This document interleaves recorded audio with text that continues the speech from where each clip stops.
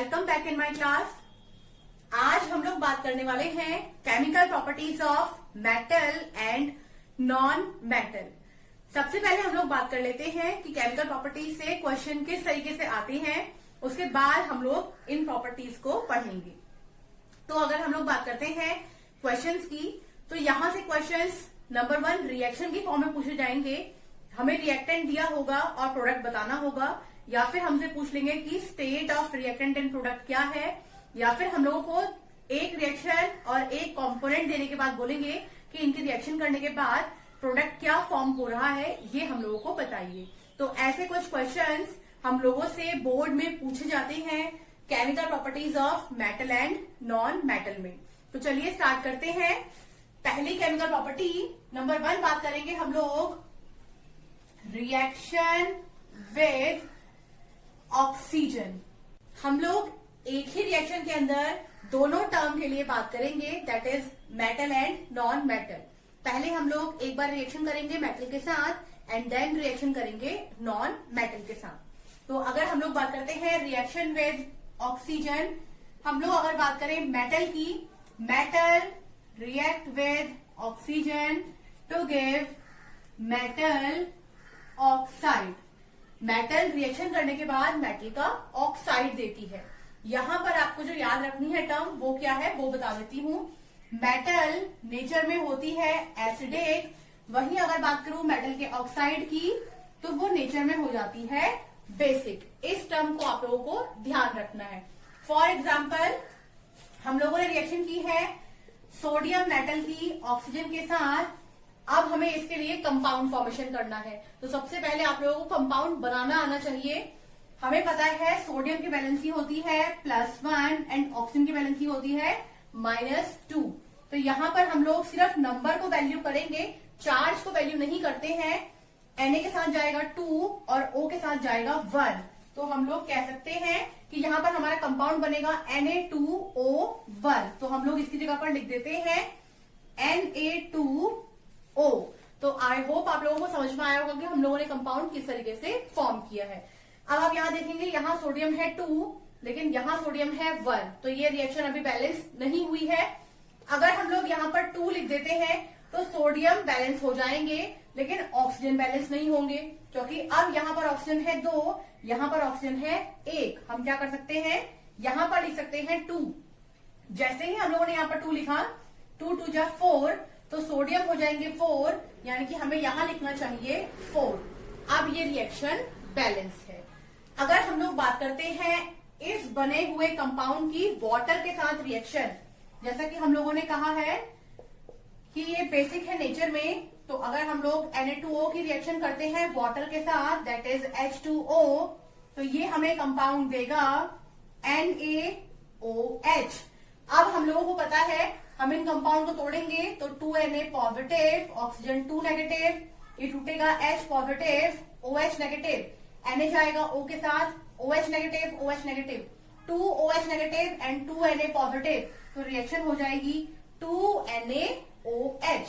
अगर हम लोग बात करते हैं सोडियम हाइड्रोक्साइड की, तो ये नेचर में होता है एल्कलाइन। एल्कलाइन या फिर एल्कली बोल सकते हैं। एल्कली जो होते हैं वो वाटर सॉल्युबल बेस होते हैं, यानी कि ये कंप्लीटली डिसॉल्व हो जाते हैं वाटर के अंदर। तो ये डिफरेंस है Na2O एंड NaOH का।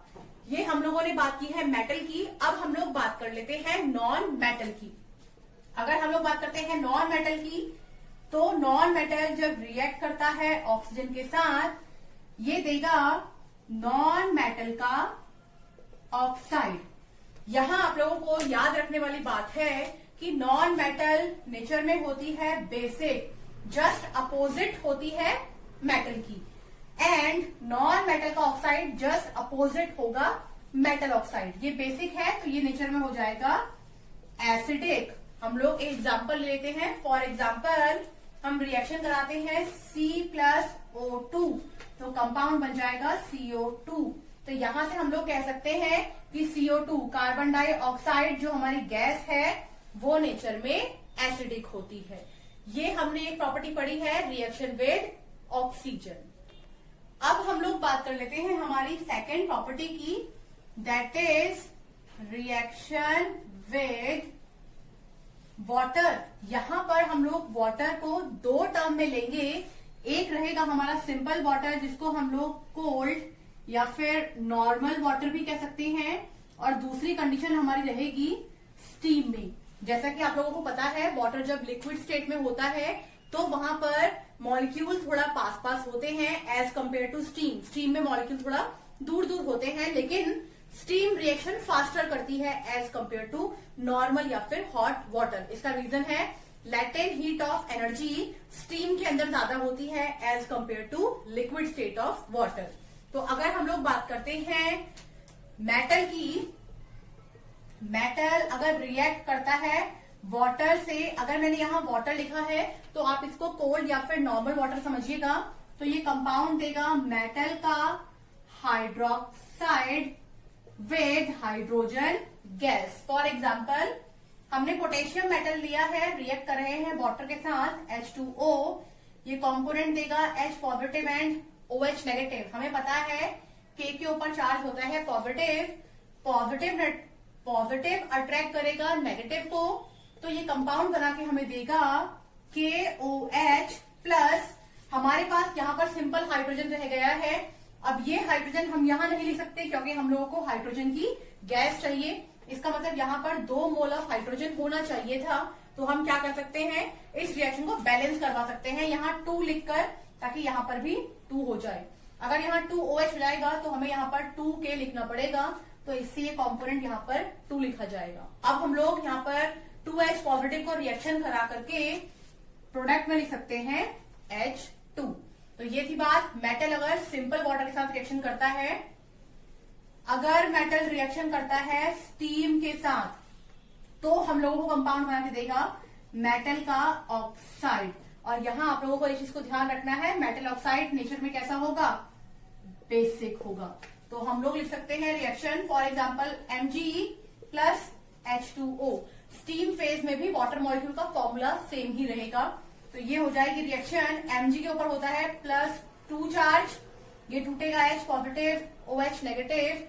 यहां पर Mg के ऊपर +2 चार्ज है, हमारे पास 1 नेगेटिव चार्ज है। अभी ये रिएक्शन बैलेंस नहीं हुई क्योंकि चार्ज बैलेंस नहीं है।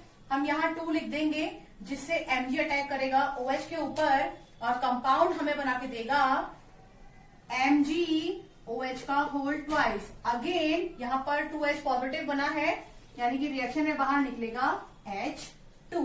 तो ये हम लोगों ने बात की है मेटल की रिएक्शन विद स्टीम। अब हम लोग बात कर लेते हैं अगर नॉन मेटल रिएक्शन करेगा वाटर या फिर स्टीम के साथ, तो आप ध्यान रखिएगा कि नॉन मेटल के साथ ये रिएक्शन प्रोसीड नहीं होती है। हमने अभी बात की है हमारी second property reaction with water. अब हम लोग बात करते हैं हमारी थर्ड प्रॉपर्टी। अब हम लोग बात कर लेते हैं हमारी third property, that is reaction with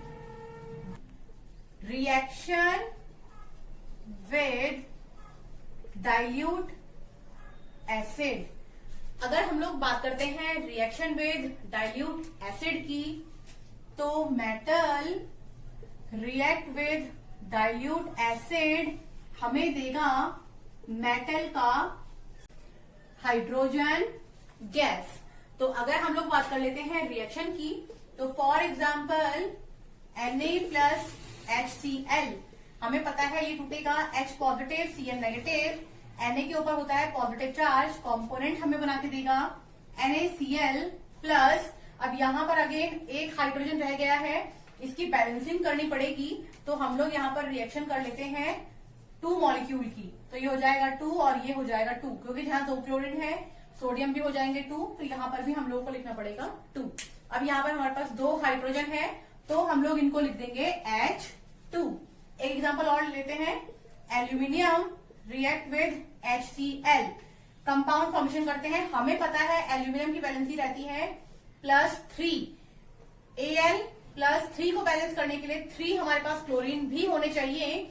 सबसे पहले हम लोग कंपाउंड बना के देखते हैं एल्यूमिनियम का, तो Al एंड क्लोरीन, एल्यूमिनियम की वैलेंसी होती है +3, क्लोरीन की होती है -1, क्रॉस मल्टीप्लाई करेंगे Al1 Cl3। हम लोग कह सकते हैं कि हमारा कंपाउंड बन के आएगा AlCl3। तो अब हम लोग इसके अकॉर्डिंग बैलेंसिंग कर लेते हैं। AlCl3 3 क्लोरीन है हमारे पास, हमने लिख लिया है यहाँ पर 3 प्लस हमको साथ में चाहिए हाइड्रोजन गैस, तो 2 हाइड्रोजन। अब यहाँ पे देखिए 2 हाइड्रोजन यहाँ है, 3 हाइड्रोजन यहाँ पर है। ये रिएक्शन अभी बैलेंस नहीं हुई है। हम लोग यहाँ पर एल्यूमिनियम को देखते हैं, एल्यूमिनियम 1 है, बैलेंसिंग हो चुकी है। यहाँ पर क्लोरीन है 3, यहाँ पर क्लोरीन है 3। हम लोग बात करते हैं हाइड्रोजन की, यहाँ हाइड्रोजन है 3, यहाँ हाइड्रोजन है 6। तो हम क्या कर सकते हैं, हम अपोजिट नंबर से मल्टीप्लाई कर सकते हैं ताकि ये नंबर सिमिलर बन जाए। अगर हम मल्टीप्लाई करें 3 2 जा 6, तो यहाँ पर 3 2 जा 6 करते ही हाइड्रोजन को यहाँ पर हमें 6 लिखना पड़ेगा। जैसे ही हम लोग हाइड्रोजन को 6 करेंगे, क्लोरीन यहाँ पर 6 हो जाएंगे। 3 ऑलरेडी हमारे पास है, हम लोग 2 लिख लेंगे और यहाँ पर भी 2 लिख लेंगे। तो रिएक्शन बैलेंस बनी 2Al plus 6HCl gives out 2AlCl3 plus 3H2। अब हम लोग बात कर लेते हैं non metal react with dilute acid. जब नॉन मेटल रिएक्ट करता है डाइल्यूट एसिड के साथ तो ये कोई भी रिएक्शन प्रोसीड नहीं करता है। ये बात की हम लोगों ने हमारी third property reaction with dilute acid की। अब हम लोग बात कर लेते हैं हमारी fourth property, that is reaction with chlorine. अगर हम लोग बात करते हैं रिएक्शन विद क्लोरीन, मेटल अगर रिएक्ट करता है क्लोरीन के साथ तो ये हमको प्रोवाइड करेगा आयोनिक क्लोराइड। इस चीज को आपको बहुत ध्यान से देखना है, दैट इज नॉन मेटल जब रिएक्ट करेगा क्लोरीन के साथ तो ये हमें बना के देगा कोवलेंट क्लोराइड। यहां आप ध्यान रखिएगा, आयोनिक क्लोराइड बनते हैं गेन और लॉस ऑफ इलेक्ट्रॉन से। वहीं अगर हम लोग बात करते हैं कोवलेंट क्लोराइड की तो ये बनते हैं शेयरिंग ऑफ इलेक्ट्रॉन से। ये डिफरेंस है हमारा इन दोनों क्लोराइड्स में। तो रिएक्शन करा के देख लेते हैं। फॉर एग्जाम्पल मेटल लिए हमने Na react with chlorine Cl2, it will give NaCl। ये बहुत नोन रिएक्शन है, लेकिन यहाँ क्लोरीन है 2, यहाँ पर क्लोरीन है 1, हमने लिख दिया है यहाँ 2, तो हमें यहाँ पर भी लिखना पड़ेगा 2। तो हम कह सकते हैं कि यहाँ पर NaCl जो है वो आयनिक क्लोराइड है। Na के आउटर मोस्ट शेल में होता है 1 इलेक्ट्रॉन। वहीं अगर हम लोग बात करते हैं Cl की तो उसके आउटर मोस्ट शेल में होते हैं 7 इलेक्ट्रॉन। हमें पता है कि ये ऑक्टेट रूल को फॉलो करते हैं, यानी कि क्लोरीन को चाहिए 1 इलेक्ट्रॉन अपना ऑक्टेट कंप्लीट करने के लिए, वही सोडियम को चाहिए 7 इलेक्ट्रॉन अपना ऑक्टेट कंप्लीट करने के लिए। कोई भी सोडियम को अपने 7 इलेक्ट्रॉन नहीं दे सकता है, तो सोडियम क्या करेगा, वो अपना 1 इलेक्ट्रॉन लॉस कर देगा क्लोरीन के लिए। तो सोडियम ने लॉस किया है इलेक्ट्रॉन एंड क्लोरीन ने गेन किया है इलेक्ट्रॉन, इसीलिए हम कहेंगे कि ये हमारा एक आयनिक क्लोराइड है। नेक्स्ट हम लोग बात कर लेते हैं नॉन मेटल में हाइड्रोजन रिएक्ट विद क्लोरीन। आपने ध्यान रखना है, अगर मैंने यहाँ हाइड्रोजन वर्ड यूज किया है तो हम लोग हाइड्रोजन गैस की ही बात कर रहे हैं, इसीलिए हम लोगों ने H2 को लिया है। जब ये रिएक्शन करेगा क्लोरीन के साथ बनेगा 2HCl। अगर हम लोग बात करते हैं हाइड्रोजन की, इसके आउटर मोस्ट शेल में होता है 1 इलेक्ट्रॉन। वहीं अगर बात करें क्लोरीन की तो इसके आउटर मोस्ट शेल में होते हैं 7 इलेक्ट्रॉन। अगर हम लोग बात करें क्लोरीन की तो इसको 1 इलेक्ट्रॉन चाहिए अपनी क्लास पूरी करने के लिए। वहीं अगर बात करते हैं हाइड्रोजन की तो इसको 2 इलेक्ट्रॉन चाहिए अपनी क्लास पूरी करने के लिए, क्योंकि हाइड्रोजन ऑक्टेट रूल को फॉलो नहीं करता है, डबलेट रूल को फॉलो करता है। वहीं क्लोरीन जो है वो ऑक्टेट रूल को फॉलो करता है। अगर हम फर्दर रिएक्शन कराते हैं तो पॉसिबिलिटी ये हो सकती है कि हाइड्रोजन अपना 1 इलेक्ट्रॉन रख दे बीच में और क्लोरीन भी अपना 1 इलेक्ट्रॉन रख दे बीच में। इससे क्या होगा कि ये हाइड्रोजन की क्लास में काउंट होगा 2 इलेक्ट्रॉन। अब अगर हम बात करते हैं क्लोरीन की तो 2 4 2 6 और 2 8, ये हो जाएंगे हमारे क्लोरीन के इलेक्ट्रॉन। तो देखिए यहाँ पर शेयरिंग हुई है इलेक्ट्रॉन की, इसीलिए हम लोग कह सकते हैं कि ये हमारा एक कोवलेंट क्लोराइड है। तो ये बात की हम लोगों ने हमारी फोर्थ प्रॉपर्टी की। अब हम लोग बात करते हैं हमारी नेक्स्ट प्रॉपर्टी। अब हम लोग बात करते हैं हमारी फिफ्थ प्रॉपर्टी की, जो कि है रिएक्शन विद हाइड्रोजन। तो अगर हम लोग बात करते हैं रिएक्शन विद हाइड्रोजन की, सबसे पहले बात कर लेते हैं मेटल। अगर मेटल रिएक्ट करता है हाइड्रोजन के साथ तो ये हम लोगों को देगा ionic hydride. For example Ca, calcium react with hydrogen. हमें पता है कैल्शियम की वैलेंसी होती है +2, और यहां क्योंकि हम लोग हाइड्राइड ले रहे हैं, यहां आपको एक चीज और मेंशन मैं कर देती हूं, जब भी कभी हाइड्रोजन रिएक्शन करेगा ग्रुप नंबर फर्स्ट या फिर ग्रुप नंबर सेकंड के एलिमेंट के साथ, तो वो हमेशा नेगेटिव वैलेंसी को शो करता है, इसीलिए उसका नाम होता है हाइड्राइड। आपको इस चीज को याद रखना है, ये बहुत इंपॉर्टेंट प्रॉपर्टी है और यहाँ बोर्ड के एग्जाम में कभी कभी गलती भी हो जाती है। तो ये कंपाउंड बनेगा Ca के साथ H2, दैट इज CaH2, जहां पर हाइड्रोजन की वैलेंसी नेगेटिव है। ये वो कंपाउंड्स है जहां पर हाइड्रोजन की वैलेंसी नेगेटिव होती है।